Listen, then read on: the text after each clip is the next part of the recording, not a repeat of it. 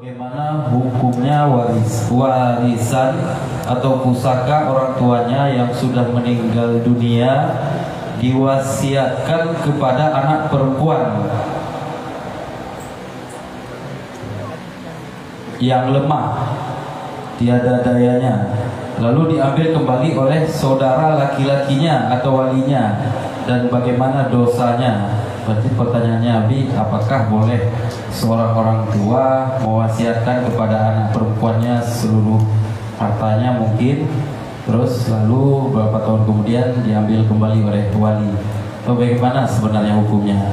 Karena yang ditanya ini apakah berdosa walinya, atau apakah boleh diwasiatkan semuanya hartanya tanpa dikuasai oleh wali? Terima kasih, Abi. Perlu diketahui dulu bahawa hukum syara atau hukum fikih dengan hukum kompilasi, hukum kompilasi Islam, HKI, hukum kompilasi Islam itu agak berbeda. Kami pernah waktu kuliah di Medan, kuliah S3, ada dosen kami mengatakan bahawa di Indonesia ini tidak berlaku hukum fikih, yang berlaku hukum kompilasi. Kalau kita berurusan dengan pengadilan atau dengan mahkamah syariah, itu yang dipegang adalah hukum kompilasi. Dalam hukum kompilasi, anak beda agama dengan orang tua dapat pusaka. Mereka menyebut wasiat wajibah. Dalam fikih, salah satu manik iris penghalang dapat pusaka ikhtilafuddin, beda agama. Ini beda. Jadi kalau ada orang bertanya hukum, kita harus tanya dulu mau dijawab dasar hukum apa. Kalau hukum kompilasi yang berlaku di Indonesia memang berbeda dengan hukum fikih. Karena hukum kompilasi yang berlaku di Indonesia itu banyak bercampur dari lintas mazhab. Malah kadang-kadang ada sebahagian dari pendapat-pendapat yang dhaif, pendapat lemah juga dijadikan sebagai hukum yang ditetapkan dalam hukum kompilasi. Contohnya misalnya si kakek meninggal, terus yang tinggal adalah cucu daripada anak perempuan. Itu kalau dalam hukum kompilasi dapat pusaka. Kalau hukum fikih tidak, disebut patah titi.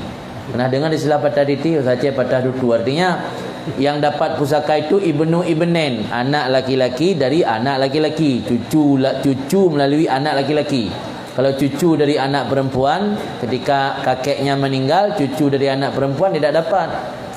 Tapi dalam hukum kompilasi yang berlaku di Indonesia, dapat. Sama juga seperti misalnya ada seorang anak masuk Kristen. Ketika orang tuanya yang Muslim meninggal, itu kalau dalam hukum kompilasi dapat pusaka si anak tersebut. Disebut wasiat wajibah. Bukan atas nama pusaka, tapi atas nama wasiat wajibah. Sementara dalam hukum fikih, ikhtilafuddin menjadi manik daripada iris. Jadi tentang pertanyaan wasiat tadi, orang sebelum meninggal hartanya sebanyak apapun itu milik dia, bukan milik anak. Milik orang tua, milik si bapa sebelum dia meninggal. Kapan harta tersebut baru berpindah kepada si anak? Begitu ruh si bapa keluar. Dalam fikih disebut tamalluk kahri. Tamalluk kahri itu memiliki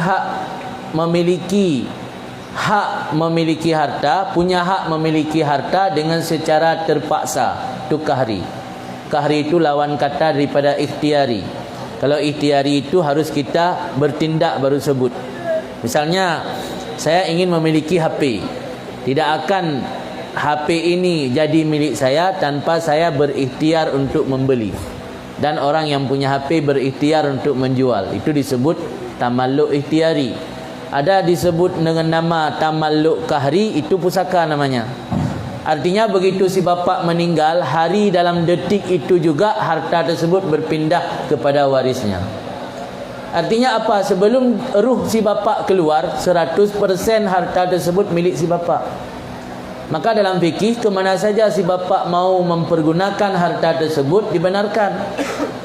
kecuali bila kondisi dia sudah memiliki sakit-sakitan yang dianggap kemungkinan besar sakit itu bisa menjadi penyebab dia meninggal.